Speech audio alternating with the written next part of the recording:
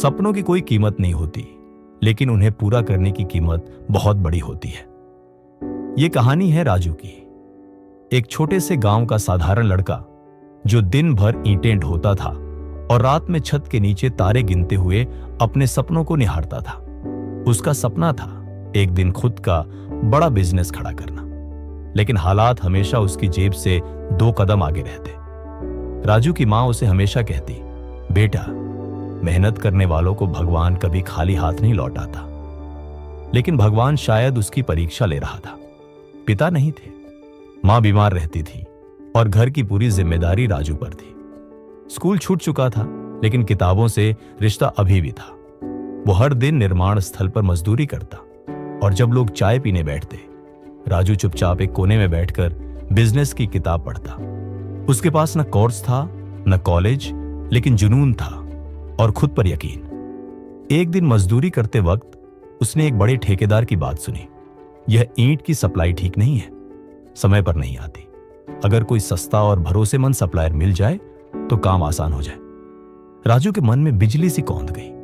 उसने सोचा, क्या मैं यह कर सकता हूं? क्या मैं सप्लाई कर सकता हूं ईंटें?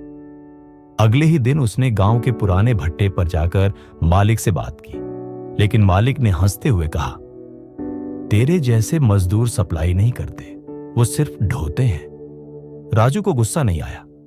उसने मुस्कुराकर कहा, अभी नहीं करता, लेकिन जल्द ही करूंगा। उसने छोटे से काम की शुरुआत की।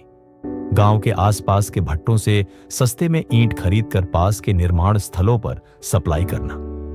शुरुआत में उसे कोई सीरियसली नहीं लेता था। लोग उसे मजदूर सप्लायर कहकर चिढ़ाते, लेकिन राजू को फर्क नहीं पड़ा। वो सुबह 4 बजे उठता, साइकिल पर ईंटें लादकर साइड पर पहुंचाता। धीरे धीरे उसकी मेहनत रंग लाई। एक साइड, फिर 2, फिर 4। उसका काम बढ़ने लगा। एक बार एक इंजीनियर ने उससे कहा, राजू, तुम ईमानदार हो, लेकिन तुम्हारा तरीका पुराना है। अगर तुम्हें बड़ा बनना है तो सोच भी बड़ी रखनी होगी।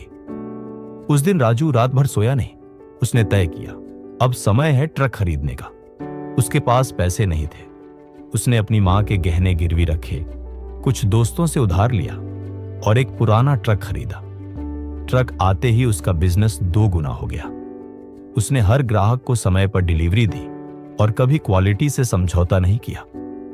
5 साल के भीतर राजू के पास अपने 3 ट्रक, 2 गोदाम और 15 कर्मचारी थे। अब उसे कोई मजदूर नहीं कहता था। लोग उसे राजू भैया, सप्लाई किंग के नाम से जानते थे। लेकिन असली मोड़ तो तब आया जब शहर के एक बड़े बिल्डर ने उसे पूरे प्रोजेक्ट की सप्लाई का ठेका दिया। करोड़ों का कॉन्ट्रैक्ट।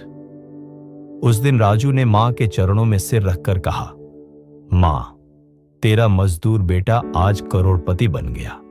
मां की आंखों में आंसू थे, लेकिन वो आंसू दुख के नहीं, गर्व के थे।